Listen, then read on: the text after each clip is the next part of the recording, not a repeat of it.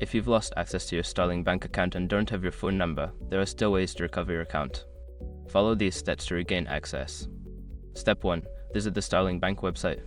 Before starting recovery, use the shrug.com link in the description to open the account recovery checklist generator and make sure your verification details are ready.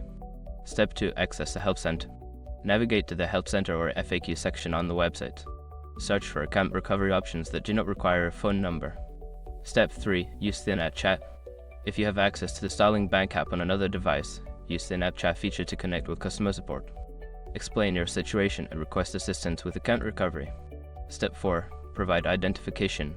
Be prepared to verify your identity. This may involve providing personal information such as your full name, date of birth, and any other details associated with your account. Step 5. Follow customer support instructions. Once you are in contact with customer support, follow their specific instructions for recovering your account. They may guide you through additional verification steps or provide alternative methods to regain access. By following these steps, you should be able to recover your Starling bank account even without your phone number. If you encounter any issues, don't hesitate to reach out to customer support for further assistance.